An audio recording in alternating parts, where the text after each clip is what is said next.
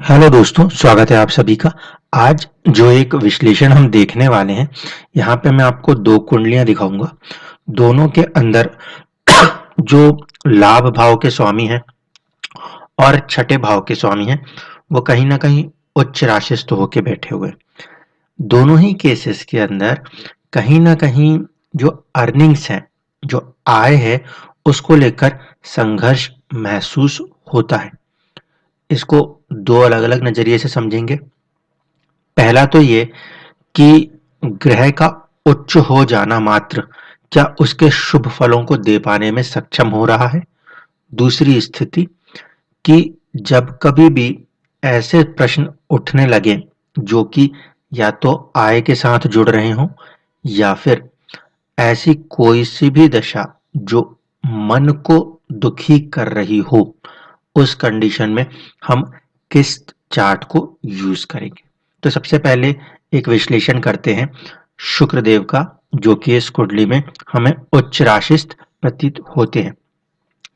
सबसे पहले अगर हम बात करें तो जब भी कोई ग्रह उच्च होता है तो लोगों को ये बहुत अच्छी भावना आती है कि वो ग्रह चल के पूरी की पूरी चीजों को बेहतर तरीके से उनको सामने रख देगा, क्योंकि बहुत सारे क्लासिकल टेक्स्ट उच्च के ग्रहों के फलों को अच्छा बताते हैं।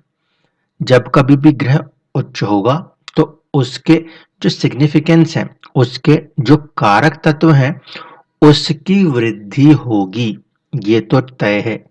लेकिन वो वृद्धि आसानी से होगी या कठिनाई के साथ होगी, इसको भी समझना आवश्यक होता है।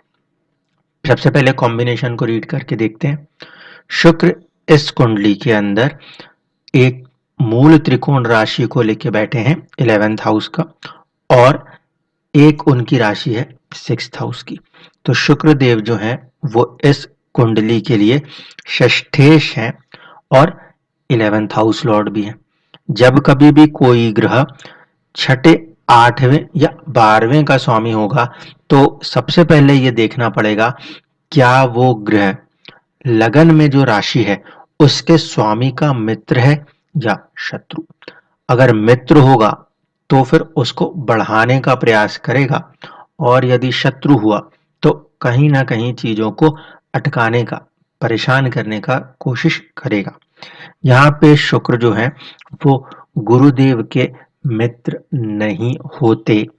इसके बावजूद क्योंकि गुरु और शुक्र के बीच में एक तरीके से परिवर्तन है, तो कहीं ना कहीं एक स्ट्रॉन्ग कॉम्बिनेशन दोनों ही ग्रहों के बीच में बना हुआ है। ऐसे स्थिति में हम ये कह सकते हैं कि दो सबसे कट्टर शत्रुओं ने आपस में कुछ एक मित्रता की हुई है, जिसकी वजह से कुछ राहत आवश्यक रूप से प्राप्त होगी। अब दूसरा फैक्टर देखिए, जब शुक्र जो है वो अपनी उच्च राशि को त्यागेंगे तब वो अपने सामान्य राशि वृषभ राशि में आएंगे। वहां पे उनका सामना होना है शनि, बुध और सूर्य के साथ। ऐसे स्थिति में भी देखा जाए तो शुक्र कहीं ना कहीं पीड़ित अवस्था में समझ में आते हैं। चंद्रमा की मौजूदगी शुक्र के साथ, वैसे तो चंद्रमा शुभ ग्रह है, लेकिन यहां पर इस कुंडली के अंदर वो 8वें भाव के स्वामी भी हैं, यानी कि शुक्र यदि किसी चीज को करना भी चाहेंगे तो 8वें भाव का स्वामी होने की वजह से और ज्यादा डिले, चुनौतियों का सामना करना पड़ेगा। अब दूसरा मेजर फैक्टर जो समझने वाला है वो ये कि ये युति जो है ये छठे भाव और 8वें भाव की है, जो कि एक प्रकार से कोई विपरीत राजयोग के निर्माण की सूचना देती है। अब ये सारी स्थिति जो मैंने आपको बताई, इससे ये दो बातें तो क्लियर हो रही हैं कि एक शुक्र संघर्ष छठे भाव को लेकर चलेंगे, प्लस चीजों में देरी अष्टमेश के साथ बैठने से जो भी काम एक दिन में बन सकता है उसको आगे बढ़ाने की कोशिश करेंगे। तो ये एक फैक्टर है। दूसरा फैक्टर देख लीजिए, शुक्र जो है वो राहु, केतु और मंगल, जो कि क्रूर ग्रह हैं और केंद्र में ही बैठे हैं, उनके प्रभाव को भी ले रहे हैं। साथ ही साथ शुक्र की एक राशि के अंदर गुरु, सूर्य शनि और बुध की मौजूदगी के कारण वो इन सभी ग्रहों के डिस्पोजिटर्स भी हैं। इसीलिए शुक्र का यहाँ पे रोल ज्यादा बड़ा हुआ है, क्योंकि उन्हें अकेले अपना ही नहीं और भी कई ग्रहों का रिजल्ट करना है। अब जरा उन भावों से चर्चा करें जिन भावों से हमें रिजल्ट्स की उम्मीद है। यहाँ पे बात हम आय की कर रहे हैं, तो 11th हाउस जहाँ पे कि 7 नंबर राशि लिखी है वो एक इंपॉर्टेंट हाउस हो जाता है। वहां से वहां का जो स्वामी है यानी कि शुक्र, वो छठे भाव में बैठे हुए हैं। अगर शुक्र अपने भाव से छठे हो रहे हैं, इसका मतलब है कि कहीं ना कहीं संघर्ष की स्थिति आय भाव को लेकर बनती हुई नजर आती है लगन कुंडली से। अगर हम दशमांश में देखें तो दशमांश में शुक्र की स्थिति चौथे भाव में है और अपनी ही राशि में है। इस लिहाज से ये कहा जा सकता था कि जब शुक्र की दशा चले तो व्यक्ति जीवन के अंदर एक अच्छी उन्नति हासिल करने के लिए किसी कार्य में जुड़ जाएंगे। जातक ने प्रयास भी किए, लेकिन अब जो दूसरा फैक्टर है उसको समझना जरूरी है। दशमांश में शुक्र का सिर्फ एक शुभ भाव में बैठ जाना, एक केंद्र में बैठ जाना ही काफी नहीं है।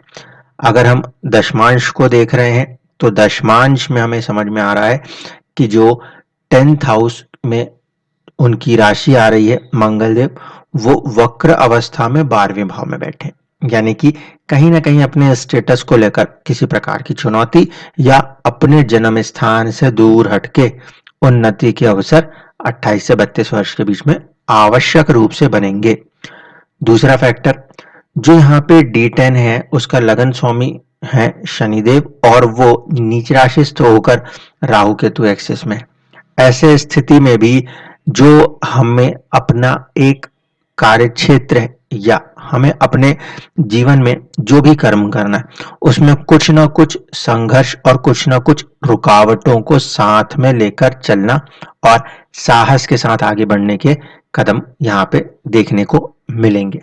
तो जो बात स्टेटस या प्रोफेशन को लेकर हो रही है वहां पे ये चीज दशमांश की कुंडली में क्लियर है कि जीवन के अंदर उन्नति होगी, लेकिन संघर्षों के साथ और धीमे गति से ही होगी, क्योंकि राशि शनिदेव की आ रही है और शनिदेव तीसरे भाव में अच्छे ही बैठे हैं, भले वो नीच राशिस्थ क्यों ना हो। मंगल के उच्च राशिस्थ होने और परिवर्तन करने से शनि को एक समर्थन मिलता है। अब ये तो हुई ऊपर ऊपर की चर्चा, जो कोर है उस पे समझिए। बात यदि वेल्थ की हो रही है या मन की खुशी की हो रही है तो हम जो चार्ट यूज करेंगे उसे हम चतुर्थांश कहते हैं, D4 कहते हैं। जब हम D4 के अंदर आ रहे हैं तो जो शुक्र है जिनकी की महादशा चल रही है वो खुद में कहीं ना कहीं नीच राशिस्थ अवस्था में बैठे हैं और राहु केतु एक्सेस से पीड़ित प्रभावित होकर बैठे।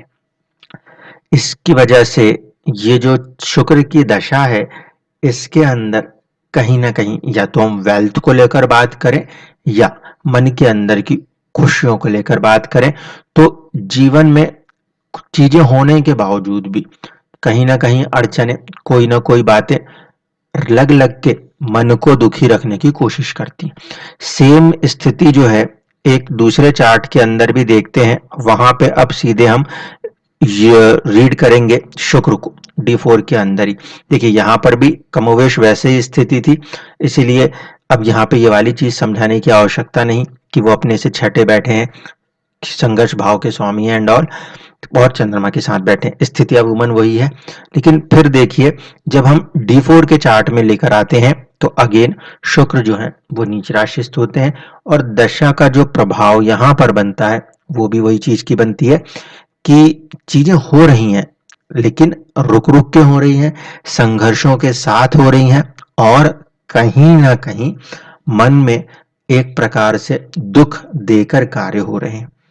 D4 के चार्ट को, चतुर्थांश के चार्ट को कई सारे सॉफ्टवेयर डेस्टिनी का चार्ट्स भी मानते हैं, क्योंकि ये 4th हाउस से जो कि हमारी प्रॉपर्टी है, वेल्थ है, उससे जुड़ा हुआ है। ऐसे स्थिति में अगर D4 चार्ट में कोई ग्रह नीच राशि अवस्था में है और उनकी दशाएं अंतरदशाएं चल रही हैं तो हम इनको दो तरीके से रीड कर सकते हैं।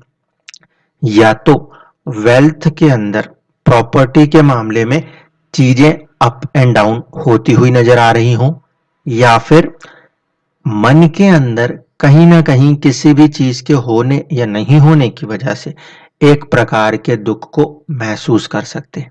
ये बात इसलिए यहाँ पे कह रहे हैं क्योंकि शुक्र भले दूसरे डिविजनल चार्ट्स में अच्छी स्थिति में नजर आ रहे हैं, लेकिन जो हमारा मेजर कंसर्न क्वेश्चन है, क्योंकि यहाँ पे जो सवाल उठाया गया वो यही कि हमारी अर्निंग कब होगी, हमारी वेल्थ कब बनेंगी।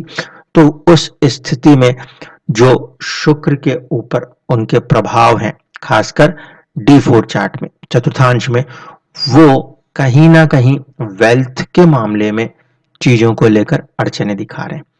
लगन कुंडली में क्योंकि छठे भाव का स्वामी चौथे भाव में बैठा हुआ है, यानी कि हम सीधे सीधे ये कह सकते हैं भाग्य भाव से दसम भाव होने की वजह से छठा भाव कहीं ना कहीं भाग्य से कर्म को दर्शाता है, और छठे भाव का स्वामी कुंडली में जिस भी भाव में जाके बैठता है वहां पे किसी ना किसी रूप में चुनौती आवश्यक रूप से देखने को मिलती है, क्योंकि शुक्र की उच्च राशि है और ऐसे स्थिति में वो उस भाव में और भी ज्यादा दिशा बली होते हैं। इसीलिए जीवन के अंदर ऐसी स्थिति में खासकर धनु लगन की कुंडली में शुक्र उच्च हो तो ये मान के चलिए कि शुक्र वेल्थ को दर्शाता तो है, कारक तो है वो, लेकिन उस कारक के साथ साथ छठे भाव का स्वामी होकर बलवान होकर कुंडली में बैठने की वजह से उसी वेल्थ के लिए, उसी प्रॉपर्टी के लिए, उसी भोग के लिए संघर्ष की स्थितियों को आवश्यक रूप से दर्शाता है। तो दो चीजें हमें यहां से समझने को मिलती हैं। जब कभी भी किसी भी कुंडली में कोई भी ग्रह उच्च राशिस्थ दिखाई देते हो तो सबसे पहले इस बात को सुनिश्चित करें कि क्या वो शुभ भाव के स्वामी हैं। जीवन में कभी भी छठे भाव का स्वामी, आठवें भाव का स्वामी और 12वें भाव का स्वामी उच्च राशिस्थ स्थिति में आएगा तो ये मान के चलिए कि छठे भाव की वजह से संघर्ष, रोग या कर्जा, या फिर आठवें भाव की वजह से आयु में वृद्धि तो होगी लेकिन चीजों में डिले होगा, देरियां होंगी। इसी तरीके से यदि 12वें भाव का स्वामी उच्च राशि स्थिति में आ रहा है तो मानसिक रूप से चुनौतियां, क्योंकि 12वां भाव जो है वो कहीं ना कहीं खर्चों को और मानसिक परेशानियों को दर्शाता है, तो जीवन में मानसिक परेशानियां और बेफिजूल के खर्चों में बेतहाशा वृद्धि की संभावनाएं भी बढ़ेंगी यदि 12वें भाव का स्वामी उच्च राशि स्थित हो। लेकिन ग्रह जो है दो अलग अलग राशियों के स्वामी होते हैं, जैसे कि इस कुंडली में देख रहे हैं मंगल का उच्च राशिस्थ होना एक तरफ से पंचमेश का उच्च होना है और दूसरी तरफ से 12वें के स्वामी का, तो मूल त्रिकोण राशि मंगल की पंचम में आती है और वो ऐसे स्थिति में उच्च है तो कहीं ना कहीं संतान से या फिर क्रिएटिविटी के साथ व्यक्ति को आगे बढ़ा सकते हैं।